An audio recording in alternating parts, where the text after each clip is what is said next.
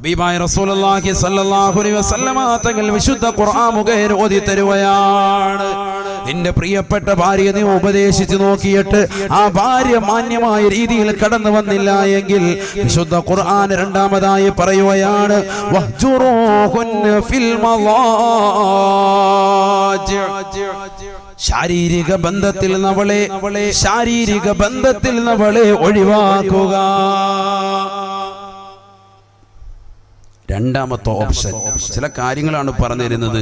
ഈ കാര്യങ്ങൾ ജീവിതത്തിൽ പ്രശ്നങ്ങൾ ഉണ്ടാകുമ്പോൾ മാത്രം പ്രയോഗിക്കേണ്ടതാണ്, അല്ലാതെ വെറുതെ പ്രയോഗിക്കാനുള്ളതല്ല. നിന്റെ ജീവിതത്തിൽ ഭാര്യയുമായി എന്തെങ്കിലും പിണക്കമുണ്ടായെങ്കിൽ ദീനിന്റെ വിഷയം അനുസരിച്ച് മുന്നോട്ട് പോകണം. കാരണം വിശുദ്ധ ഖുർആനാണ് നിന്നോട് ഓർമ്മപ്പെടുത്തിയത് വിവാഹ ജീവിതത്തെ പറ്റി. വിശുദ്ധ റസൂൽ സല്ലല്ലാഹു അലൈഹി വസല്ലമ തങ്ങളാണ് വിവാഹ ജീവിതം കഴിച്ചുകൊണ്ട് എങ്ങനെയാണ് വിവാഹ ജീവിതം കൊണ്ടുപോകേണ്ടത് എന്ന് പ്രവാചകൻ പഠിപ്പിച്ചു തന്നിട്ടുണ്ട്. നബി സല്ലല്ലാഹു അലൈഹി വസല്ലമ തങ്ങൾ വ്യക്തമാക്കി, നിന്റെ ഭാര്യ നിന്നോട് പിണക്കം വെച്ചാൽ ആദ്യമായി വർത്തിക്കേണ്ട രീതി അവൾക്ക് നല്ല ഉപദേശം കൊടുക്കലാണ്. ഉപദേശത്തിലൂടെ അവൾ നന്നാകുന്നില്ല. നീ വാത് പറയാൻ തുടങ്ങുമ്പോൾ നീ 10 മിനിറ്റ് പറയുമ്പോൾ അവൾ 25 മിനിറ്റ് ഇങ്ങോട്ട് വാത് പറയും. അങ്ങനത്തെ സൈസാണ് നിനക്ക് കിട്ടിയതെങ്കിൽ രണ്ടാമത്തെ ഓപ്ഷൻ വിശുദ്ധ ഖുർആൻ പറയാം. അപ്പോഴും ഖുർആൻ പഠിപ്പിച്ചാലേ എന്ത് വേണം, ഇതൊക്കെ ഖുർആനാണ്. വഹ്ജുറൂഹുന്ന ഫിൽ മളാജ്. നിന്റെ പ്രിയപ്പെട്ട ഭാര്യ നീ ഉപദേശിച്ചു നോക്കിയിട്ട് ഭാര്യ നന്നാവുന്ന ഘട്ടം എത്തിയിട്ടില്ല എങ്കിൽ രണ്ടാമത്തെ ഘട്ടത്തിലേക്ക് നീ കടക്കണേ. അല്ലാഹുവിന്റെ വിശുദ്ധ ഖുർആൻ ഓർമ്മപ്പെടുത്തുകയാണ് വഹ്ജുറൂഹുന്ന ഫിൽ മളാജ് വഹ്ജുറൂഹുന്ന ഫിൽ മളാജ്. നിന്റെ പ്രിയപ്പെട്ട ഭാര്യയുമായിട്ടുള്ള ശാരീരിക ബന്ധത്തെ പരിപൂർണമായി വിലങ്ങണേ. നീ നന്നായിട്ട് ഇൻഷാ അല്ലാഹ് നമ്മൾ തമ്മിൽ ശാരീരിക ബന്ധത്തിൽ ഏർപ്പെടാം. അതുവരെ കണക്ഷൻ വേണം. എവിടെ ഇത് നിസ്കരിക്കുന്നില്ല ഒരു പെണ്ണ്, കൃത്യമായി റമളാനിൽ നോമ്പ് പിടിക്കുന്നില്ല, അവളിങ്ങനെ അനസത വെക്കുക. ദീനിബോധം കുറഞ്ഞതായിരിക്കും. അവള് 10ാം ക്ലാസ് വരെ ഒന്നും പഠിച്ചിട്ടില്ല. മദ്രസയിൽ പോയിട്ട് ആകെ 3 അല്ലെങ്കിൽ 4ാം ക്ലാസ് ഒക്കെ ഉള്ളൂ. അത് തന്നെ മറന്നുപോയി. ഭൗതിക കലാലയത്തിലേക്ക് ഒരുപാട് പഠിച്ച് എഞ്ചിനീയറൊക്കെ പഠിച്ചിട്ട് അവസാനം ബ്രോക്കർ പറഞ്ഞ് അഴീക്കോട് ജെട്ടിയിൽ നല്ലൊരു സുന്ദരനായ യുവാവ്, നല്ല സുമുഖനാകുന്ന ഒരു ചെറുപ്പക്കാരനുണ്ട്, നല്ല ദീനി ബോധമുള്ളവരുണ്ടെന്ന് പറഞ്ഞപ്പോൾ അൽഹംദുലില്ലാ അങ്ങനെ വന്നാണ് നിന്നെ വിവാഹം കഴിച്ചത്. നീ എന്ത് ചെയ്യരുത്, കാട്ടുപോത്തിന്റെ സ്വഭാവം എടുക്കരുത്. നീ ദീനി ബോധമുള്ളവരാണ്. അതുകൊണ്ട് നീ എന്ത് ചെയ്യണം, നല്ല ഉപദേശം കൊടുക്കണം. അവൾ നിസ്കരിക്കാതെ ഇരിക്കുന്ന കാണുമ്പോഴത്തേക്ക്, അല്ല നോമ്പ് പിടിക്കാതിരിക്കുന്ന കാണുമ്പോൾ അവിടെ വെച്ചിട്ട് പേടിപ്പിച്ചു കൊടുക്കണം. നിസ്കരിക്കുന്നവർക്കുള്ള കൂലി ആദ്യം പറഞ്ഞു കൊടുക്കണം. നിസ്കരിക്കുന്നവർക്കുള്ള കൂലി, നോമ്പ് പിടിക്കുന്നവർക്കുള്ള കൂലി, നോമ്പ് പിടിക്കാതിരുന്നുള്ള ശിക്ഷ, നമസ്കരിക്കാതിരുന്നവർക്കുള്ള ശിക്ഷ, ഇതൊക്കെ പറഞ്ഞവർക്ക് മനസ്സിലാക്കി കൊടുക്കുമ്പോൾ നല്ലൊരു ഭാര്യയാണ് എങ്കിൽ ആ ഓപ്ഷനിൽ തന്നെ നന്നാവുകയാണ്. അല്ലാഹു ഇതിൽ നമ്മുടെ ഭാര്യമാരെ ഉൾപ്പെടുത്തുമാറാവട്ടെ. രണ്ടാമത്തേലേക്ക് പോകേണ്ടതില്ല. രണ്ടാമത്തെ ഘട്ടം ഇവിടെ ഒന്നും ചീത്ത വിളിക്കാൻ പറഞ്ഞിട്ടില്ല. ഇവിടെ എങ്ങും പരിശുദ്ധമാക്കപ്പെട്ട ഖുർആൻ ആ പാവപ്പെട്ട പെണ്ണിന്റെ കുടുംബാദികളെയോ അവളെയോ ചീത്ത വിളിക്കാൻ വേണ്ടി അല്ലാഹുവോ അവന്റെ റസൂല് പഠിപ്പിച്ചിട്ടില്ല. ശ്രദ്ധിക്കുക, നിങ്ങൾ ഇതൊക്കെ ഖുർആനാണ്, നല്ലതുപോലെ ശ്രദ്ധിക്കുക. വഹ്ജുറൂഹുന്ന ഫിൽ മളാജി. നിന്റെ പ്രിയപ്പെട്ട ഭാര്യയുമായിട്ടുള്ള ശാരീരിക ബന്ധത്തിൽ നിന്ന് നീ വിലങ്ങി നിൽക്കണേ. ശാരീരിക ബന്ധത്തിൽ നിന്ന് വിലങ്ങി നിൽക്കണേ. ഖുർആനിന്റെ അധ്യാപനം നല്ലതുപോലെ ശ്രദ്ധിക്കുക. വഹ്ജുറൂഹുന്ന മിനൽ മളാജി എന്നല്ല ഖുർആൻ പറഞ്ഞത്.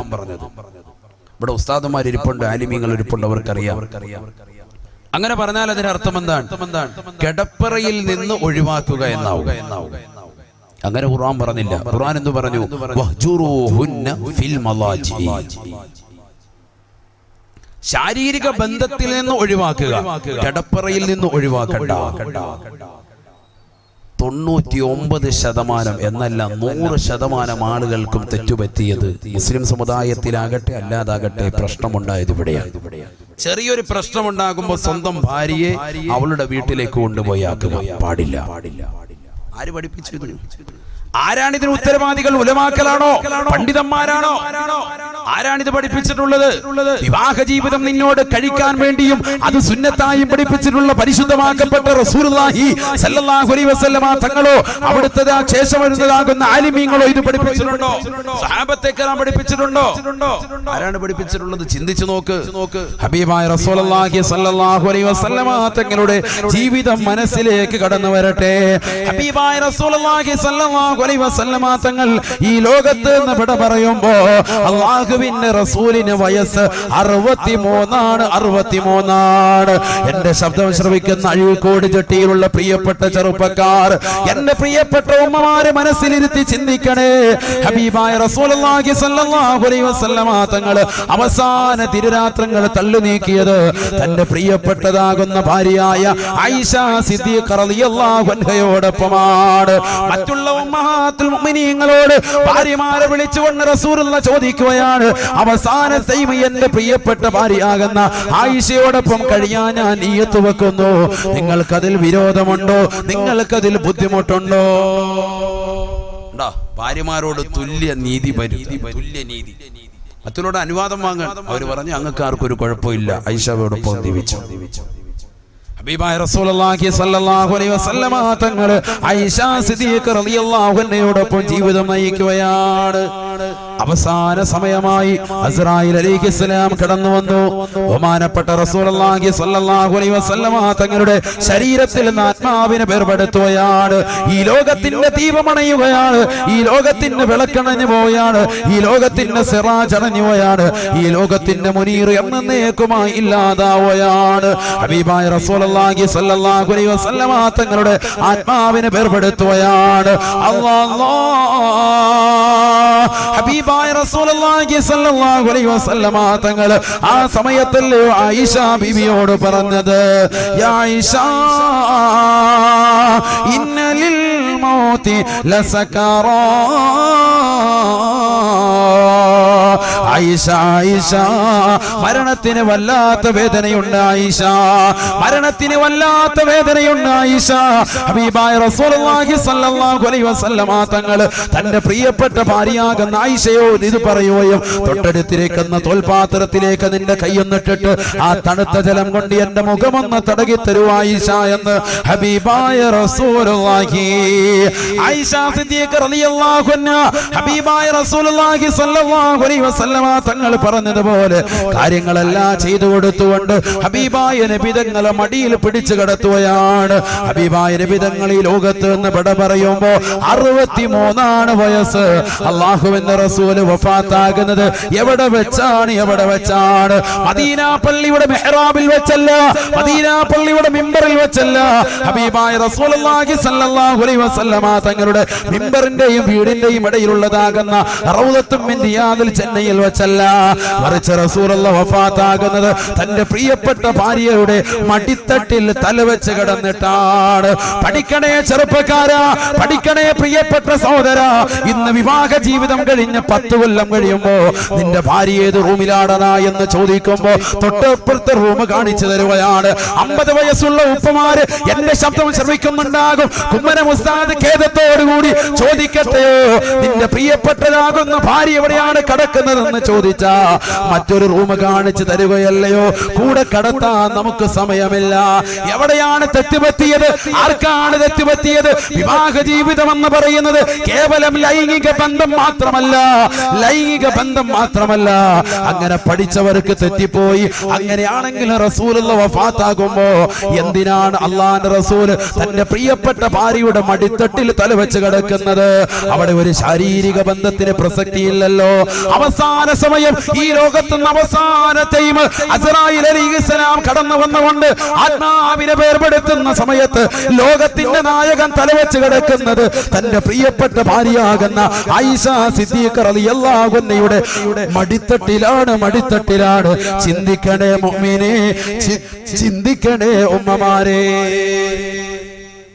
ഇവിടെ 5 കൊല്ലം കഴിഞ്ഞിട്ടേ ഉള്ളൂ. 2-3 മക്കളൊക്കെ ആയി, റാഹത്തായി ജീവിതം. അപ്പൊ ആസ്വാദനമൊക്കെ അറിഞ്ഞു കഴിഞ്ഞു. ഇനിയിപ്പോ ഒന്നും വേണ്ട, എപ്പുറത്തെ കട്ടിയിൽ അല്ലെ അങ്ങോട്ട് തിരിഞ്ഞു നടന്നോ, നമ്മളിങ്ങോട്ട് ശരാമാരി.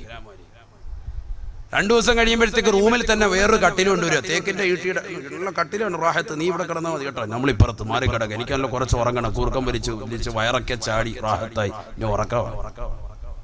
അവസാനം ഉറങ്ങി ഇവള് മറ്റൊരുത്തന്റെ വീട്ടിൽ പോയി കിടന്നു ഉറങ്ങും. സോക്കേട് കയറും. അപ്പൊ ഓടി വരും, ഉസ്താദേ അല്ലാഹുവേ ഖുർആൻ ആയത്ത് ഹദീസ്. അവള് പിഴച്ചു പോയി. ഇവിടെ ആരാ കുഴപ്പം കാണിച്ചു? എടാ 90 അല്ല 100 വയസ്സ് നിനക്കെത്തിയാലും നിന്റെ പ്രിയപ്പെട്ട ഭാര്യയെ മറ്റൊരു റൂമിലേക്ക് മാറ്റിക്കിടത്താൻ പരിശുദ്ധ ശരീഅത്തുൽ ഇസ്ലാം അനുവദിച്ചിട്ടില്ല. 100 വയസ്സെത്തിയാലും നിനക്ക് ശരീരത്തിന് ബലശയൊക്കെയാണ്, ഒരു ഇതുമില്ല, റാഹത്തുമില്ല ഇതിനോടൊന്നും. പക്ഷെ എങ്കിപ്പോ എന്റെ ഭാര്യ ഇവിടെ കിടത്തണം, നിന്റെ അടുത്ത് തന്നെ കിടത്തണം. അല്ലാഹുവിന്റെ റസൂൽ സല്ലല്ലാഹു അലൈഹി വസല്ലം തങ്ങൾ എത്രാമത്തെ വയസ്സിൽ മരിക്കുന്നു? ഈ ലോകത്തുനിന്ന് ഇവിടെ പറയുന്നു വഫാത്താകുന്നു 63ാമത്തെ വയസ്സിൽ. പ്രവാചകൻ ആരുടെ മടിത്തട്ടിൽ തലവെച്ച് കിടക്കുന്നു? ആയിഷ സിദ്ദീഖ റളിയല്ലാഹു അൻഹയുടെ. ചിന്തിക്കുന്നില്ല എന്താ റസൂലുള്ളാഹിക്ക് വേറെ തലാണ് ഇല്ലാണ്ടാണ്? എന്താ ചിന്തിക്കാത്തത്? ഇത് കുടുംബജീവിതം പഠിപ്പിക്കുകയാണ്. ഇത് കുടുംബജീവിതത്തിന്റെ ഏറ്റവും വലിയ മകുട ഉദാഹരണം അഷ്റഫുൽ ഖൽഖ് മുഹമ്മദ് മുസ്തഫ സല്ലല്ലാഹു അലൈഹി വസല്ലം 10-15 വർഷം കഴിഞ്ഞതാകുന്ന വിവാഹ ജീവിതം കഴിച്ച ചെറുപ്പക്കാരോട് ചോദിക്കട്ടെ, നിന്റെ ഭാര്യ എവിടെയാ? അവളെ ചൂണ്ടിക്കാണിക്കും, അവൻ ചൂണ്ടിക്കാണിക്കും മറ്റൊരു റൂമില്. ആരാണ് ഇതിന് ഉത്തരവാദി? ആരാണ് ഇതിന് ഉത്തരവാദി? അവസാനം എന്റെ ഭാര്യ മറ്റൊരുത്തന്റെ കൂടെ ഒളിച്ചോടിപ്പോയി. ഇതര സമുദായത്തിലെ ചെറുപ്പക്കാരോടൊപ്പം എന്റെ ഭാര്യ ഒളിച്ചോടിപ്പോയി എന്ന് ആലിമീങ്ങളോട് വന്ന് പറഞ്ഞിട്ട് എന്ത് കാര്യം? ആരാണ് ഇവിടെ കുറ്റക്കാർ? ആരാണ് ഇവിടെ കുറ്റക്കാർ? അല്ലാഹു നമ്മളെ കാത്തിരക്ഷിക്കട്ടെ. ആലപ്പുഴയിൽ കായംകുളം എന്ന് പറയുന്ന പ്രദേശത്ത്, ഞാൻ പേര് പറയുന്ന ഒരു മുസ്ലിം സഹോദരി പത്രമാധ്യമങ്ങളിലൂടെ വന്നതാണ്.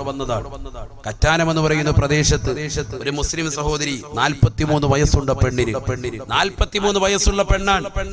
മലപ്പുറം ജില്ലയിലെ ഇതര സമുദായത്തിലെ ഒരു സഹോദരന് ഫോണിലുമായി ബന്ധം സ്ഥാപിച്ചു. സ്വന്തം ഭർത്താവ് പിണങ്ങി കഴിയാൻ തുടങ്ങിയിട്ട് കേവലം 3 വർഷമായിട്ടുള്ളൂ. എവിടെ? തൊട്ടപ്പുറത്ത് റൂമിൽ തന്നെ ഉണ്ട് ആള്. വീട്ടിലൊരു മേശപ്പുറമുണ്ട്. ആ മേശപ്പുറത്ത് പകലന്തിയോളം പാടത്തും പറമ്പത്തും പണിയെടുത്തിട്ട് കിട്ടുന്ന പണം കൊണ്ട് അതിൽ നിന്ന് അരി വാങ്ങിയിട്ട് ആ അരി കൊണ്ടുവന്ന് ആ മേശപ്പുറത്ത് വെക്കും. കൃത്യം 3 നേരം സമയമാകുമ്പോഴത്തേക്കും മീനും ആഹാരം കൊണ്ടുവന്ന് ആ മേശപ്പുറത്ത് നിന്ന് എടുത്ത് ഭാര്യ നേരെ കൃത്യം സമയത്ത് തന്നെ ആഹാരം കൊണ്ടുവന്ന് അതിന്റെ മുകളിൽ വിളമ്പി വെക്കും. അങ്ങനെ ബന്ധം, ആ ഒരു ബന്ധം മാത്രമേ ഉള്ളൂ, വേറെ വർത്തമാനമൊന്നുമില്ല. തുണി അലക്കാനുള്ളതും ആ മേശപ്പുറത്ത് കൊണ്ട് വെക്കും. ഈ ഭാര്യ തന്നെ അലക്കി അവിടെ തന്നെ കൊണ്ടുവന്ന് വെക്കും. എല്ലാത്തിനും വർത്തമാനം പറയാനും ഒരു മേശപ്പുറം. ഇങ്ങനെ എത്ര കുടുംബങ്ങളാണ്, ഞാൻ വെറുതെ പറയല്ല, ഇങ്ങനെ എത്ര കുടുംബങ്ങൾ നമുക്കിടയിൽ തന്നെയുണ്ട്. അല്ലാഹു കാത്തിരക്ഷിക്കട്ടെ. സ്വന്തം വാപ്പയോടും ഉമ്മയോടും അല്ലെങ്കിൽ സ്വന്തം സഹോദരങ്ങൾക്കിടയിൽ അല്ലെങ്കിൽ സ്വന്തം സഹോദര സഹോദരിമാർക്കിടയിൽ ഇത്തരത്തിൽ മതിലുകൾ തീർക്കുന്നത് ആരാണ്? അല്ലാഹു നമ്മളെ കാത്തിരക്ഷിക്കുമാറാവട്ടെ. നാളെ മരിക്കുമെന്നുള്ള ചിന്തയില്ലേ? 3 ദിവസത്തിൽ നിങ്ങൾ പരസ്പരം സലാം പറയാതെ മാറി നിന്നാൽ നിങ്ങൾക്കിടയിൽ കാരുണ്യത്തിന്റെ മലക്കുകൾ കടന്നു വരൂല എന്ന് മുഹമ്മദ് റസൂലുള്ളാഹി. അല്ലാഹു കാത്തിരക്ഷിക്കുമാറാവട്ടെ. ആരാണ് ഇവിടെ പ്രശ്നക്കാർ? ആരാണ് പ്രശ്നക്കാർ? നമ്മൾ തന്നെ. നമ്മൾ ദീൻ പഠിക്കുന്നില്ല. പഠിക്കുന്ന ദീൻ ജീവിതത്തിൽ കൊണ്ടുവരുന്നില്ല. അവിടെയാണ് പ്രശ്നം. അല്ലാഹു നമ്മളെ സാലിഹ്യങ്ങൾ ഉൾപ്പെടുത്തുമാറാവട്ടെ. അവസാനം എന്ത് സംഭവിച്ചു? പരിശുദ്ധ റമദാനിൽ 27ാം രാവിൽ സ്വന്തം ഭർത്താവാകുന്ന ഈ പാവപ്പെട്ട 53 വയസ്സുള്ളതാകുന്ന ഭർത്താവ് ഭാര്യയുടെ അടുക്കൽ നിന്ന് നേരെ പള്ളിയിൽ പോയി ഏത്തിക്കാഫിനെ നിയ്യത്ത് വെച്ചുകൊണ്ട് റമദാനിൽ പാതിരാത്രി സമയത്ത് ഉസ്താദ് ചൊല്ലിക്കൊടുത്ത തൗബയേത്ത് ചൊല്ലി പൊട്ടിക്കരഞ്ഞുകൊണ്ട് ഭാര്യയ്ക്ക് വേണ്ടി കുടുംബത്തിന് വേണ്ടി ദുആ ചെയ്തുകൊണ്ടിരിക്കുമ്പോ അതേ റമദാനിന്റെ 27ാം രാവിലെ തന്നെ ആ പെണ്ണ് മലപ്പുറം ജില്ലയിലെ ഇതര സമുദായത്തിലെ സഹോദരന്റെ ഫോൺ വിളിച്ചുകൊണ്ട് വരുത്തുകയാണ്. കായംകുളം എന്ന് പറയുന്ന ആലപ്പുഴ ജില്ലയിലെ കറ്റാനം എന്ന് പറയുന്ന കുഗ്രാമത്തിലേക്ക് ആ വീടിന്റെ പിന്നാമ്പുറത്ത്, ഓലമേഞ്ഞ വീടിന്റെ പിന്നാമ്പുറത്ത് വന്ന് കൃത്യമായി വന്നുകൊണ്ട് കൈ വന്ന് മുട്ടി അദ്ദേഹം വിളിക്കണമെങ്കിൽ എത്രത്തോളം വീടിനെ കുറിച്ച്, പരിസരത്തെ കുറിച്ച്, പരിസരവാസികളെ കുറിച്ച്, പരിസരത്തുള്ള ആളുകൾ ഉറങ്ങുന്ന സമയം വരെ കൃത്യമായി അളന്നു മുറിച്ച് ആ പെണ്ണ് വ്യക്തമായി കൊടുത്തിട്ടുണ്ട്. 2 മണിയായപ്പോ വന്ന് മുട്ടാണ്. മുസ്ലിം സഹോദരനല്ല, ഇതര സമുദായത്തിലെ സഹോദരൻ. ആ സഹോദരൻ വന്ന് വീട്ടുപടിക്കം മുട്ടി. വീട് തുറക്കപ്പെട്ടു. 2 പേരും നൂലിലെ ബന്ധം പോലുമില്ലാതെ ശാരീരിക ബന്ധത്തിൽ ഏർപ്പെട്ടു. 4 മണി സമയമായപ്പോ ഭർത്താവ് വന്നു. അദ്ദേഹം വന്നിട്ട് പറഞ്ഞു, ഇടയത്താഴം കഴിക്കാൻ. അത്താഴം എന്താ ഇവിടെ പറയാ? ഇടയത്താഴം തന്നെ. ഇടയത്താഴം കഴിക്കാൻ അദ്ദേഹം വന്നു. വിളമ്പി വെച്ച ആഹാരം അദ്ദേഹം കഴിക്കുമ്പോ ഒരു പ്ലേറ്റിൽ നിറച്ച് ചോറും മീൻകറിയും ഒക്കെ ആയിട്ട് കിടപ്പ് റൂമിലേക്ക് പെണ്ണു പോകുന്നു. ചോദിച്ചു, എന്തിനാണ്? പറഞ്ഞു, എനിക്ക് ഇടത്താഴം കഴിക്കാനാണ്. നീ ഇച്ചിരി അവിടെ നിന്ന് കഴിക്കുന്ന പോലെ എനിക്ക് തോന്നുന്നു. ഇല്ല, ഞാൻ കഴിച്ചില്ല. ഇവിടെ കൊണ്ടുവന്നു നേരെ കിടപ്പ് റൂമിൽ. ആർക്കാണ് കൊണ്ടുവരുന്നത്? താനുമായി ഇതുവരെ ശയ്യം വിളിച്ച് ക്ഷീണിച്ച് ബലഹീനനായി കിടക്കുന്നതാകുന്ന ആ സഹോദരന് കൊടുക്കാൻ വേണ്ടി കൊണ്ടുവന്നിരിക്കുകയാണ്. തൊട്ടപ്പുറത്ത് ഒന്ന് കയറി തലയിട്ട് നോക്കി അയാൾക്ക് കാണാം. അയാൾ ഇപ്പുറത്തേക്ക് അങ്ങോട്ട് പോകുന്നില്ല. കാരണം അതാണ് ബന്ധം അവർ തമ്മിലുള്ള കാര്യങ്ങളൊന്നും അങ്ങനെ ചോദിക്കുന്നില്ല. പക്ഷെ പതിവില്ലാതെ ഇങ്ങനെ കൊണ്ടുപോകുന്ന കണ്ടപ്പോൾ അദ്ദേഹം ചോദിച്ചതാണ്. ബെഡ്റൂമിലേക്ക് ആഹാരം കൊണ്ടുപോകുന്ന കണ്ടപ്പോൾ അവസാനം ഇദ്ദേഹം പതുക്കെ പോയി, സലാം പോലും രണ്ടുപേർക്കിടയിലില്ല. അദ്ദേഹം യാത്രയായി നേരെ പള്ളിയിൽ പോയി. ഭയങ്കര നമസ്കാരം ഇബാദത്താണ്. അതാണ് ഞാൻ ഈ പറയുന്നത്. വലിയ ഇബാദത്തുള്ള ആളാണ്. 5 വഖത്ത് നിസ്കരിക്കും, റമളാനിലൊക്കെ നോമ്പും പിടിക്കും, എത്തിക്കാഫിന് നിയ്യത്ത് വെച്ച് പള്ളിയിൽ ഒരുപാട് കൂടും, എല്ലാ നേരവും 5 നേരവും പല്ല് തേക്കും, ദിക്ർ ചൊല്ലും, ഖുർആൻ ഓതും ഒക്കെ ചെയ്യും. പക്ഷേ കുടുംബജീവിതം കറക്റ്റ് അല്ല. അങ്ങനത്തെ എത്ര ആളുകൾ. അല്ലാഹു കാത്തിരക്ഷിക്കട്ടെ. സ്വന്തം ഭാര്യയോടുള്ള പെരുമാറ്റം നല്ല രീതിയിലല്ല, അവരോടുള്ള സമീപനം നല്ല രീതിയിലല്ല. ആ ഭാര്യ വീണ്ടും അവരുമായി ശയ്യവലംബിച്ചു. രണ്ടുപേരും തമ്മിൽ വീണ്ടും ശാരീരിക ബന്ധത്തിൽ ഏർപ്പെട്ടു. സുബഹി ബാങ്ക് വിളിക്കുമ്പോ ഈ സഹോദരൻ രണ്ടുപേരും നൂലിലെ ബന്ധമില്ലാതെ ശാരീരിക ബന്ധത്തിൽ ഏർപ്പെട്ടിട്ട് നല്ല രീതിയിൽ സുഖനിദ്രയിലേക്ക് പെണ്ണുപോയപ്പോ ഉറക്കത്തിന്റെ മരുന്ന് അല്പം കൂടി കലക്കി കൊടുത്ത് പെണ്ണിന്റെ മുഖത്തേക്ക് തലയിണയിട്ടിട്ട് ശ്വാസം മുട്ടിച്ച് കൊന്നുകളഞ്ഞു. കാതിലും കയ്യിലും കാലിലും കിടന്ന പാദസരങ്ങളും സ്വർണ്ണനാടെല്ലാം എടുത്ത് ആ രാത്രിക്ക് തന്നെ സുബഹിക്ക് തന്നെ ഇവൻ സ്ഥലം കാലിയാക്കി മലപ്പുറത്തേക്ക് തിരിച്ചു പോകുന്നു. ഇതിപ്പോ നടന്നിട്ട് 3 കൊല്ലമായിട്ടുള്ളൂ. 3 കൊല്ലം. 2013 ലാസ്റ്റ്. അവസാനം എന്തുണ്ടായി? രാവിലെ 9 മണിയായപ്പോൾ ഇദ്ദേഹം ജോലിയൊക്കെ കഴിഞ്ഞു, കൂലിപ്പണിയൊക്കെ ഏകദേശം കഴിഞ്ഞു, ടൗൺ പരിസരത്ത് കൂലിപ്പണിയൊക്കെ എടുത്തു. അദ്ദേഹം വീട്ടിൽ വന്ന് നോക്കി. സാധാരണഗതിയിൽ ഇവിടെ ഇറങ്ങുന്ന തുണിയലക്കുന്ന ടൈമാണത്. അവിടെ എങ്ങും കാണുന്നില്ല. അല്പനേരം കഴിഞ്ഞ് ഉച്ചയായിട്ടും ദർശിക്കാത്ത ഉറക്കമായിരിക്കും എന്ന് കരുതി. എന്നാലും അദ്ദേഹം ഒന്ന് നോക്കിയപ്പോഴത്തേക്കും, അകത്തോട്ട് നേറി നോക്കുമ്പോഴത്തേക്കും തുണി ഒന്നും ശരീരത്തിലില്ലാതെ, ഒരു വസ്ത്രം പോലും ഇല്ലാതെ ശ്വാസം മുട്ടിച്ച് കൊന്ന അവസ്ഥയിൽ കണ്ടിരിക്കുകയാണ്. നിലവിളിച്ചു. എല്ലാവരും വന്നു. പോലീസ് എത്തി. ആദ്യം പോലീസ് അറസ്റ്റ് ചെയ്തുകൊണ്ട് മൂപ്പരെയാണ് അറസ്റ്റ് ചെയ്തുകൊണ്ടത്. കാരണം ഈ ഭാര്യയുമായിട്ട് 3 വർഷത്തോളമായി ശാരീരിക ബന്ധമില്ല, മാനസികമായി അടുപ്പമില്ല എന്ന അയൽവാസികൾ തന്നെ പറഞ്ഞതിന്റെ അടിസ്ഥാനത്തിൽ ഇദ്ദേഹമാണ് കൊന്നത് എന്ന നിഗമനത്തിൽ പോലീസ് എത്തി. അവസാനം അദ്ദേഹം പറഞ്ഞു 10-30 ഇടിയൊക്കെ കൊണ്ട് കൊടുത്തു. 10 ദിവസത്തോളം പാവപ്പെട്ടവൻ ജയിലിൽ കിടന്നു. അവസാനം അദ്ദേഹം പറഞ്ഞു ഞാനല്ല എന്ന് വെളിപ്പെടുത്തിയപ്പോൾ പോലീസ് വന്ന് അന്വേഷണം നടത്തിയ സമയത്ത് മൊബൈൽ ഫോൺ ഒരെണ്ണം കിട്ടുകയാണ്. പോയ സമയത്ത് ഈ ചങ്ങായി ഒരു മൊബൈലുമായിട്ട് പോയത്. പക്ഷേ ഇത്തരത്തിലുള്ള പെണ്ണുങ്ങൾക്ക് 4-5 മൊബൈൽ ഉണ്ടാവും, 10-30 സിമ്മും ഉണ്ടാവും. ആ സമയത്ത് ഒറ്റ മൊബൈൽ ഇറങ്ങിയിട്ടുള്ളൂ. ഇപ്പോൾ ഒരു മൊബൈലിനകത്ത് ഒരു സിം ഇടാം. ഇപ്പം അതല്ലല്ലോ, ഒരു മൊബൈലിനകത്ത് 2-3 സിമ്മൊക്കെ ഇടാം. അങ്ങനത്തെ സിസ്റ്റമായി. അപ്പൊ 2 മൊബൈൽ ഫോൺ ആയിരുന്നു. അതിൽ ഒരു മൊബൈൽ ഫോൺ ആ ചങ്ങായി ഉണ്ട്, ഇതിലായിരിക്കും എന്നെ വിളിക്കാന്ന് കരുതിയിട്ട്. പക്ഷെ എന്തായി, മറ്റേ 2ാമത്തെ മൊബൈൽ ഫോണും വേറെ സിമ്മും. അതിൽ നിന്ന് ഇവനൊരു കോള് പോയിട്ടുണ്ട്. അതിൽ നിന്ന് പിടിച്ചു, ആളെ കൊണ്ടുവന്നു. ഇപ്പോഴും ആ കേസ് ഇപ്പോഴും നിലവിൽ നടക്കുക. അവനൊന്നും പറ്റിയിട്ടില്ല. ഞാൻ പറഞ്ഞു വന്നത് ചുരുക്കത്തിൽ ഇത്തരത്തിലുള്ളതാകുന്ന വിഷയങ്ങളൊക്കെ ഉണ്ടായതിന്റെ തുടക്കം എന്താണ്? അതാണ് ഞാൻ പറഞ്ഞത്. ഞാനൊരു വിഷയം പറയുമ്പോൾ ഞാൻ സാധാരണ ഇങ്ങനത്തെ വിഷയം പറയലില്ല. പറഞ്ഞത് എന്തുകൊണ്ടാണ്? ഇങ്ങനത്തെ വിഷയം ഉണ്ടാകുന്നതിന്റെ മർമ്മപ്രധാനമായ പ്രവർത്തനം ഭർത്താക്കന്മാരിലാണ്. അവര് ശ്രദ്ധിക്കാത്തത് കൊണ്ടാണ്. നമ്മൾ വിവാഹം ഏറ്റെടുത്ത് കഴിഞ്ഞാൽ വലിയ ബാധ്യതയാണ്. അത് കറക്റ്റായിട്ട് പൂർത്തീകരിക്കണം. നല്ല രീതിയിൽ കൊണ്ടുപോയി പറ്റുള്ളൂ. ഹബീബായ റസൂലുള്ളാഹി സ്വല്ലല്ലാഹു അലൈഹി വസല്ലമ തങ്ങൾ വീണ്ടും ഓർമ്മപ്പെടുത്തുകയാണ്, നിന്റെ പ്രിയപ്പെട്ട ഭാര്യ നിന്നോട് പിണങ്ങിക്കഴിഞ്ഞാൽ, ആ ഭാര്യ നിന്നോട് മോശപ്പെട്ടതാകുന്ന രീതിയിൽ പ്രവർത്തിക്കാൻ തുടങ്ങിയാൽ ആ ഭാര്യയെ നീ ഉപദേശിക്കണേ.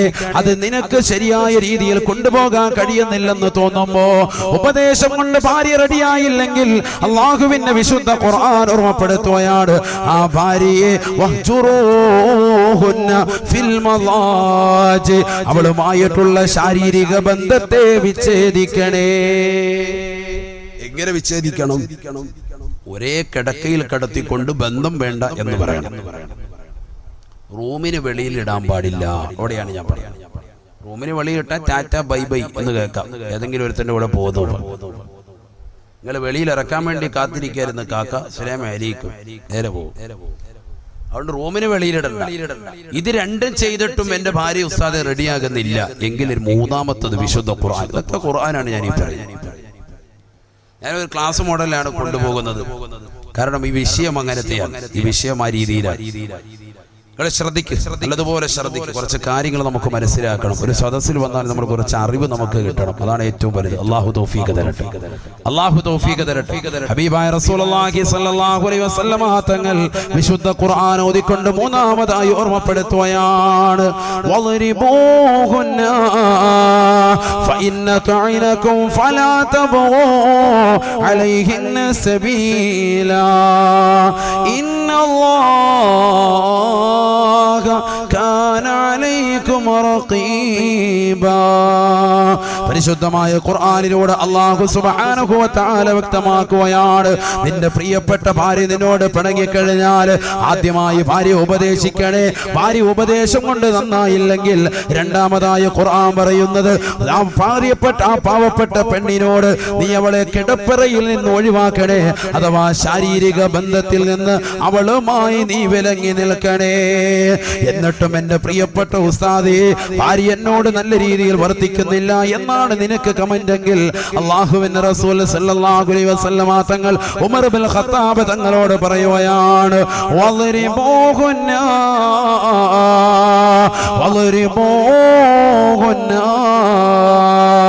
നിന്റെ പ്രിയപ്പെട്ട ഭാര്യയെ മുറിവ് പറ്റാത്ത നിലയിൽ നിനക്കടിക്കാം. മുറിവ് പറ്റാത്ത നിലയിൽ അടിക്കാം. ഇതൊക്കെ ശ്രദ്ധിക്കണം. ഇതൊക്കെ ഖുർആനാണ്. ഖുർആൻ അനുസരിച്ചുള്ള ജീവിതം നയിക്കാനാണ് നമ്മൾ ശ്രദ്ധിക്കേണ്ടത്. നമ്മുടെ ജീവിതം എങ്ങനെ ത്വലാഖിൽ നിന്ന് വഴിമാറ്റാം, അതാണ് നമ്മുടെ ശ്രദ്ധ. ത്വലാഖ് കളിതമാശ ഏറ്റെടുക്കാൻ പാടില്ല. ഹബീബായ റസൂലുള്ളാഹി സ്വല്ലല്ലാഹു അലൈഹി വസല്ലമ തങ്ങൾ ഓർമ്മപ്പെടുത്തുകയാണ്, വഹ്ജുറൂഹുന്ന ഫിൽ മളാജ് വളരിബൂഹുന്ന. എന്റെ പ്രിയപ്പെട്ട ഭാര്യയെ നീ ശാരീരിക ബന്ധത്തിൽ നിന്ന് വേർപെടുത്തിയിട്ട് പോലും അവൾ നന്നാവുന്ന ഘട്ടത്തിലേക്ക് വരുന്നില്ല എങ്കിൽ അവളെ മുറിവ് പറ്റാത്ത നിലയിൽ അടിക്കൽ നിനക്ക് അനുവദനീയമത്രേ. മുറിവ് പറ്റാൻ പാടില്ല. എത്രത്തോളം ഉലമാക്കൾ പറഞ്ഞു, ടവല് ചുരുട്ടിയിട്ട്, കയ്യിലുള്ള ടവല് മിന്തിയിൽ ഇങ്ങനെ ചുരുട്ടിയിട്ട് ആ ടവല് കൊണ്ടടിക്കുക. ഒട്ടും വേദന ഉണ്ടാവില്ല എന്ന് പറഞ്ഞാൽ അത്രത്തോളം മുറിവ് പറ്റാത്ത നിലയിലായിരിക്കണം. ഉസ്താദ്, ഞങ്ങൾ കർണക്കുറ്റിക്കൊക്കെ അടിച്ച്, ഞങ്ങൾ കിട്ടുന്ന സാധനം വെച്ച് അടിച്ച്, ചട്ടകം വെച്ച് ഞങ്ങൾ പൊള്ളിച്ച്, അതൊക്കെ നിങ്ങൾ കുറ്റക്കാർ. അല്ലാഹു ആത്തിരക്ഷിക്കട്ടെ. ആരാ ഇത് പറഞ്ഞത്? ആരെങ്കിലും പറഞ്ഞായിരുന്നു ഇതൊക്കെ ചെയ്യണോ? നിന്റെ വീട്ടിലേക്ക് കൊണ്ടുവന്ന് നിന്റെ പ്രിയപ്പെട്ട ഭാര്യയെ തല്ലി അടിച്ച് ചതച്ച് കൊല്ലാനുള്ളതാ? അങ്ങനെയാണോ മനസ്സിലാക്കിയിരിക്കുന്നത്?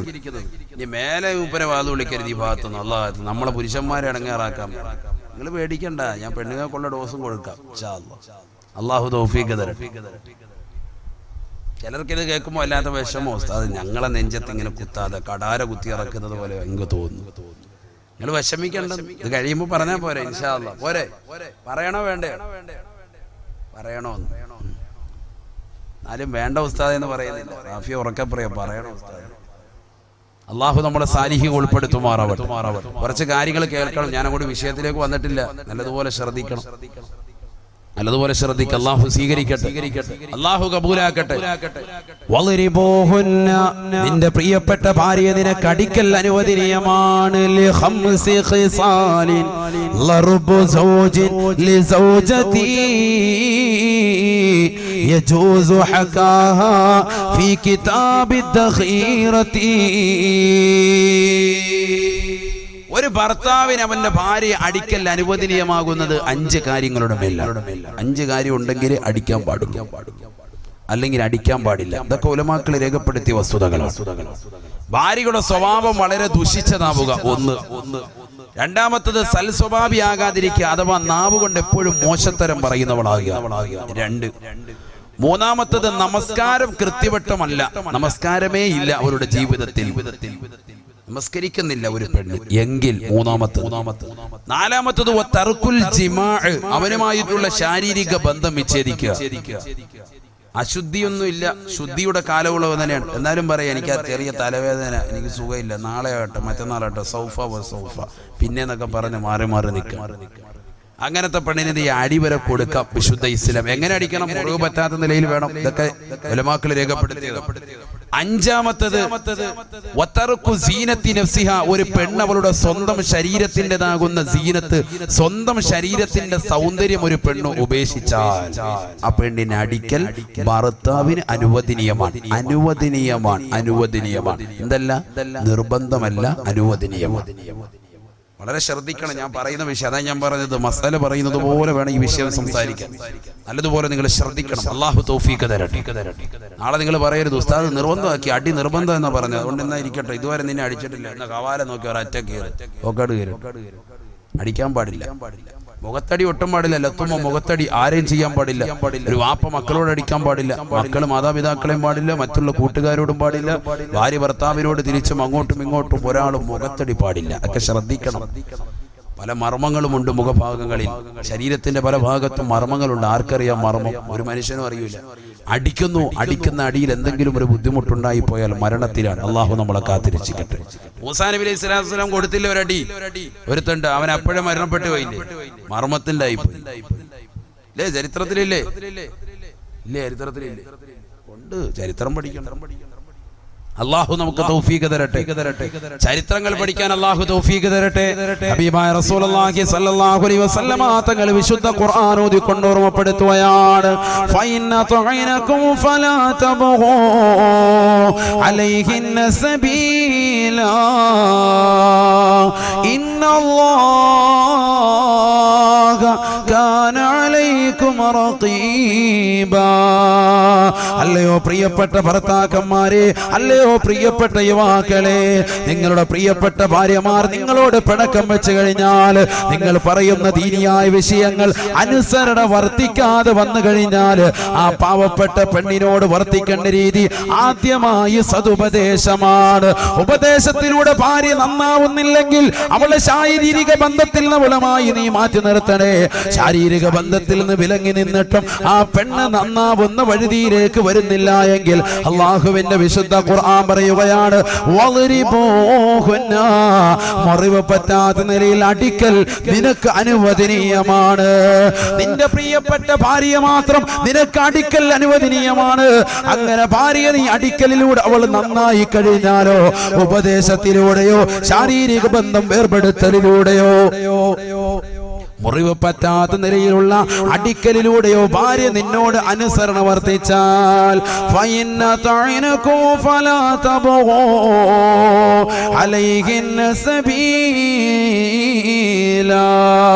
പിന്നെ ഒരു നിലയ്ക്കുള്ള അക്രമപരമാകുന്ന പ്രവർത്തനത്തിലേക്കും നീ എടുത്ത് ചാടാൻ പാടില്ല.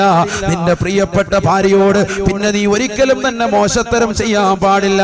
അവളെ ചീത്ത വിളിക്കാൻ പാടില്ല, അവളെ തെറി വിളിക്കാൻ പാടില്ല, അവളുടെ കുടുംബക്കാരെ കുറിച്ച് മോശത്തരം പറയാൻ പാടില്ല. എന്തേ കാരണമെന്നറിയുമോ? എന്റെ ശബ്ദം ശ്രവിക്കുന്ന ചെറുപ്പക്കാര് മനസ്സിലാക്കണേ, നിന്റെ പ്രിയപ്പെട്ടതാകുന്ന വാപ്പയുണ്ടല്ലോ, ഏത് വാപ്പയാണ്? നിന്റെ സ്വന്തം വാപ്പയല്ല. നിന്റെ ഭാര്യയുടെ ഉപ്പ നിനക്ക് ഉപ്പയാണ്, നിന്റെ ഭാര്യയുടെ ഉമ്മ നിനക്ക് ഉമ്മയാണ്. അല്ലയോ പ്രിയപ്പെട്ട പെങ്ങളെ, നിന്റെ പ്രിയപ്പെട്ട ഭർത്താവിന്റെ ഉപ്പ നിനക്കുപ്പയാണ്, ഭർത്താവിന്റെ ഉമ്മ നിനക്കുമ്മയാണ്. വിവാഹ ജീവിതത്തിലൂടെ നിനക്ക് ഉമ്മയും ഉപ്പയുമായിട്ടാണ് അല്ലാഹുവിന്റെ ഖുർആൻ പരിചയപ്പെടുത്തുന്നത്. അതുകൊണ്ട് തന്നെ ആ ഉമ്മയും ഉപ്പയും നമ്മൾ വിശ്വസിക്കണേ, അവരെ നമ്മൾ ശ്രദ്ധിക്കണേ, അവരെ നമ്മൾ പരിഗണിക്കണേ. ഹബീബായ റസൂലുള്ളാഹി സ്വല്ലല്ലാഹു അലൈഹി വസല്ലമ തങ്ങൾ വ്യക്തമായ രീതിയിൽ പഠിപ്പിച്ചു തരുകയാണ്, ഒരു വാപ്പ അഥവാ പെണ്ണിന്റെ ഉപ്പ തന്റെ പ്രിയപ്പെട്ട മകളെ വിവാഹം കഴിക്കുന്നതിന് വേണ്ടി ആളിയാരുടെ കൈക്ക് പിടിച്ചുകൊണ്ട് കൊടുക്കുന്നതാകുന്ന ഉപദേശം എന്താണ്? തന്റെ മരുമകനാകാൻ പോകുന്ന ചെറുപ്പക്കാരന്റെ കൈക്ക് പിടിച്ചുകൊണ്ട് ഒരു വാപ്പ കൊടുക്കുന്ന നിർദ്ദേശം എന്താണ്? ചിന്തിച്ചിട്ടുണ്ടോ ചെറുപ്പക്കാരാ? ചിന്തിച്ചിട്ടുണ്ടോ? ഒരു വാപ്പ നൽകുന്ന നിർദ്ദേശം എന്താ? വാപ്പ നൽകുന്ന ബൈഅത്ത് എന്താ? വാപ്പ നൽകുന്ന കരാർ എന്താ? ഏതെങ്കിലും ഉപ്പമാര് ചിന്തിച്ചിട്ടുണ്ടോ? മക്കളെ വിവാഹം കഴിച്ചയച്ച ഒരുപാട് ആളുകൾ ഉണ്ടാകും, ഇല്ലെങ്കിൽ വിവാഹം കഴിപ്പിക്കാൻ പോകുന്ന സഹോദരങ്ങൾ ഉണ്ടാകും. സാധുക്കളാകുന്ന യുവതികളെ വിവാഹം കഴിപ്പിച്ചു വിട്ടതാകുന്ന ആളുകൾ എന്റെ മുന്നിലുണ്ടാകും, സംഘടനകൾ ഉണ്ടാകും. ചിന്തിച്ചു നോക്ക്, ഒരു പെണ്ണിനെ വിവാഹം കഴിപ്പിച്ചയക്കുമ്പോ ആ പെണ്ണിന്റെ രക്ഷകർത്താവ് ഉപ്പ കൊടുക്കുന്നതാകുന്ന നിർദ്ദേശം എന്താണ്? ആ ചെറുക്കനോട് കൊടുക്കുന്ന ഉപദേശം. കൈക്ക് പിടിക്കും, കാതിയാല് കൈക്ക് പിടിക്കും, പിടിച്ചിട്ട് എന്ത് ചെയ്യും? പറഞ്ഞു കൊടുക്കാൻ പറയും പെണ്ണിന്റെ വാപ്പ. അഊദു ബില്ലാഹി മിനശ് ശൈത്വാനിർ റജീം. ബിസ്മില്ലാഹിർ റഹ്മാനിർ റഹീം. അൽഹംദുലില്ലാഹി റബ്ബിൽ ആലമീൻ. അല്ലാഹുമ്മ സ്വല്ലി വസല്ലിം വബാരിക് അലാ സയ്യിദിനാ മുഹമ്മദിൻ വഅലാ ആലി സയ്യിദിനാ വമൗലാനാ മുഹമ്മദ്. രണ്ടുപേരെ കൊണ്ട് ചെല്ലിച്ചിട്ട് പറയും, നിങ്ങൾ പറഞ്ഞു കൊടുക്കുക. വാപ്പാട് പറയാണ്, പെണ്ണിന്റെ വാപ്പായോട് പറഞ്ഞു കൊടുക്കുക. പെണ്ണിന്റെ വാപ്പ ആ ചെറുക്കന്റെ കൈക്ക് പിടിച്ചിട്ട് കൊടുക്കുന്ന ഒരു കരാറ് അറിഞ്ഞിരുന്നുവെങ്കിൽ, അതിന്റെ അർത്ഥം മനസ്സിലാക്കിയിരുന്നെങ്കിൽ ഒരൊറ്റ ചെറുക്കനും അവന്റെ ഭാര്യ ഉപേക്ഷിക്കൂല. ഇനി അഥവാ ഉപേക്ഷിക്കേണ്ട ഘട്ടം വന്നാൽ മാന്യമായ രീതിയിലല്ലാതെ ഉപേക്ഷിക്കൂല. അതാണ് പറയുന്നത്. വാപ്പ പറയാണ്, അത് കരഞ്ഞുകൊണ്ടല്ലാതെ ഒരു വാപ്പയ്ക്ക് അതിന്റെ അർത്ഥം മനസ്സിലാക്കാൻ പറ്റില്ല. എന്താണത്? ഉസൗവിജുക അലാ മാ അമറല്ലാഹു തആല ബിഹി മിൻ ഇംസാകിൻ ബിമഅറൂഫ് ഔ തസ്രീഹിൻ ബിഇഹ്സാൻ. തന്റെ പ്രിയപ്പെട്ട മരുമകനാകാൻ പോകുന്ന ചെറുപ്പക്കാരന്റെ കൈക്ക് പിടിച്ചുകൊണ്ട് വാപ്പ കൊടുക്കുന്ന ഉപദേശമാണ്, വാപ്പ കൊടുക്കുന്ന നിർദ്ദേശമാണ്. ഉസൗവിജുക അലാ മാ അമറല്ലാഹു തആല ബിഹി മിൻ ഇംസാകിൻ ബിമഅറൂഫ്. അല്ലയോ പ്രിയപ്പെട്ട സഹോദര, നിന്നിലേക്ക് എന്റെ പ്രിയപ്പെട്ട മകളെ നിനക്ക് ഞാൻ വിവാഹം ചെയ്തു തരുന്നത്, എന്റെ പ്രിയപ്പെട്ട പൊന്നുമോളാകുന്ന ഇന്ന മകളെ നിനക്ക് ഞാൻ വിവാഹം ചെയ്തു തരുന്നത്, എന്റെ മകളാകുന്ന ഫാത്തിമയെ, എന്റെ മകളാകുന്ന ഖദീജയെ, എന്റെ മകളാകുന്ന ആയിഷയെ നിനക്ക് ഞാൻ വിവാഹം ചെയ്തു തരുന്നത് അലാമാ അമറല്ലാഹു തആല, അല്ലാഹു സുബ്ഹാനഹു വ തആല വിശുദ്ധ ഖുർആനിൽ കൽപ്പിച്ചതിന് പ്രകാരമാണ്. എങ്ങനെയാണ് അല്ലാഹു കൽപ്പിച്ചത്? മിൻ ഇംസാകിൻ ബിമഅറൂഫ്, മിൻ ഇംസാകിൻ ബിമഅറൂഫ്. ഒന്നില്ലെങ്കിൽ നിന്റെ പ്രിയപ്പെട്ടതാകുന്ന ഭാര്യയാകുന്ന എന്റെ പ്രിയപ്പെട്ട മകളെ നീ നല്ല രീതിയിൽ പോറ്റി വളർത്തണേ, അവൾക്ക് നീ വസ്ത്രം നൽകണേ, അവർക്ക് നീ പാർപ്പിട സൗകര്യം കൊടുക്കണേ, അവൾക്ക് നീ നല്ല ഭക്ഷണം കൊടുക്കണേ, മാന്യമായ രീതിയിൽ അവളെ നീ പോറ്റി പുലർത്തണേ. എന്റെ വീട്ടിൽ സ്ഥലമില്ലാഞ്ഞിട്ടല്ല, എന്റെ വീട്ടിൽ കിടക്കാടമില്ലാഞ്ഞിട്ടല്ല, എന്റെ വീട്ടിൽ അവൾക്കുള്ള സ്ഥാനം കുറഞ്ഞു പോയതിന്റെ പേരിലല്ല, എന്റെ വീട്ടിൽ ഒരധിക പറ്റായിട്ടല്ല നിന്നിലേക്ക് ഞാൻ ഏൽപ്പിക്കുന്നത്. മറിച്ച് എന്റെ പ്രിയപ്പെട്ട പൊന്നുമോൾക്ക് പ്രായപൂർത്തിയെത്തി, അവൾക്ക് നല്ല ഒരു ഇണ വേണം, നല്ല ഒരു തുണ വേണം. അതിനുവേണ്ടി അള്ളാഹുവിന്റെ റസൂല് പറഞ്ഞതിന് പ്രകാരം ഒരു സാലിഹാകുന്ന കുട്ടിയുടെ കൈയാകുന്ന നിന്നിലേക്ക് ഇതാ എന്റെ പ്രിയപ്പെട്ട മകളെ പിടിച്ചേൽപ്പിക്കുകയാണ്.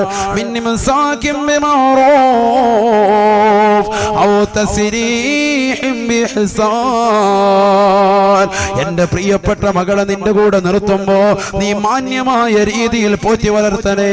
എന്റെ പ്രിയപ്പെട്ട നീ മടുത്തു കഴിയുമ്പോ എന്റെ പൊന്നുമോളുമായിട്ടുള്ള ശാരീരിക ബന്ധത്തിൽ ഏർപ്പെട്ടുകൊണ്ട് നീ മടുത്തു കഴിയുമ്പോ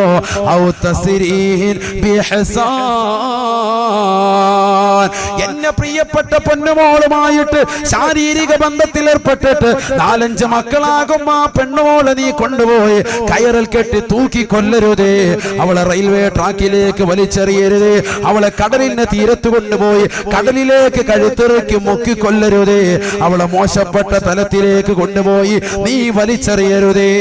എന്റെ പ്രിയപ്പെട്ട പൊന്നുമോളെ കൊണ്ടുപോയി കൊക്കയിലേക്ക് നീ വലിച്ചെറിയരുതേ. ആക്സിഡന്റിൽ പെട്ടെന്ന് വരുത്തി തീർത്തുകൊണ്ട് എന്റെ പ്രിയപ്പെട്ട പൊന്നുമോളെ നീ കൊന്നുകളയരുതേ. എന്റെ പ്രിയപ്പെട്ട ചോരയാണ് എന്റെ മകള്, ആ പാവപ്പെട്ട പൊന്നുമോളെ നിനക്ക് പോറ്റാൻ പറ്റാതെ കടന്നു വരുമ്പോ എന്റെ പൊന്നുമോളെ എനിക്ക് തന്നെ നീ തിരിച്ചു നൽകണേ, തിരിച്ചു നൽകണേ. ഒരു വാപ്പ പറയുന്ന വചനമാണ്. നിക്കാഹിന്റെ സദസ്സിൽ എല്ലാവരും സന്തോഷിച്ചിരിക്കുമ്പോ ഈറനണിഞ്ഞ കണ്ണീരോട് കൂടിയല്ലാതെ ഒരു വാപ്പയ്ക്ക് ഇത് പൂർത്തീകരിക്കാൻ കഴിയുമോ? താൻ ജീവിച്ചത് പൊന്നുമോൾക്ക് വേണ്ടിയല്ലയോ? അറബ് നാട്ടിൽ മാമലകൾ മുഴുവനും തന്റെ ജീവിതത്തിലേക്ക് കനക കൊട്ടാരമായിട്ട് തരട്ടെ എന്ന് സർവരും വിളിച്ചു ചോദിക്കുമ്പോ അതൊന്നും എനിക്ക് വേണ്ട എന്ന് പറഞ്ഞുകൊണ്ട് പരിത്യാഗത്തിന്റെ ആത്മീയ വലയം കാണിച്ചവനല്ലയോ നീ? നിന്റെ ജീവിതത്തിൽ എത്ര പ്രയാസങ്ങളാണ്, എത്ര നൊമ്പരങ്ങളാണ് ഉണ്ടായി തീർന്നത്, എത്രയെത്ര വിഷമങ്ങൾ നിന്റെ ജീവിതത്തിൽ ഉണ്ടായി.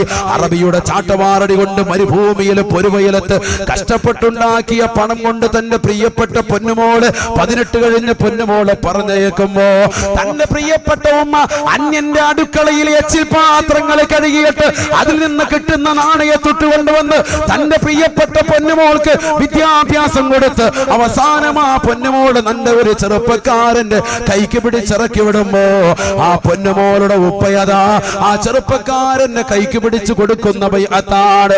പഠിക്കണേ ചെറുപ്പക്കാരാ, ഉൾക്കൊള്ളണേ ചെറുപ്പക്കാരാ, അർത്ഥമറിയണേ ചെറുപ്പക്കാരാ. വാപ്പ നിന്റെ കൈക്ക് പിടിച്ചുകൊണ്ട് പറയുകയാണ്, പെണ്ണിന്റെ ഉപ്പ നിന്റെ കൈക്ക് പിടിച്ചുകൊണ്ട് പറയുന്ന വചനമാണ് ഉസൗവിജുക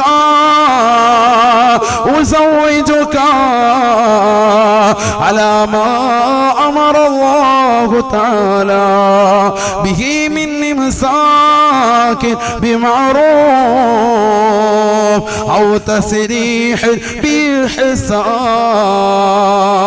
എന്റെ പ്രിയപ്പെട്ട പൊന്നുമോളെ നിന്റെ കൂടെ നിൽക്കുമ്പോ നീ മാന്യമായ രീതിയിൽ പോറ്റി വളർത്തണേ. അതല്ല നിനക്ക് മടുക്കുമ്പോ എന്റെ പ്രിയപ്പെട്ട പൊന്നുമോളെ കൊണ്ടുപോയി നീ വലിച്ചെറിയരുതേ, ചാക്കിൽ കെട്ടി കൊണ്ടുപോയി വെള്ളത്തിൽ താഴ്ത്തരുതേ. എന്റെ പൊന്നുമോളെ എനിക്ക് തന്നെ തിരിച്ചു തരണേ, ഒരു ജീവച്ഛവമായിട്ടെങ്കിലും ഈ വാപ്പയ്ക്ക് തന്നെ തിരിച്ചു തരണേ എന്ന് വാപ്പയുടെ വചനമെന്ന് ഹബീബായ റസൂലുള്ളാഹി. ഹദീസാണ്.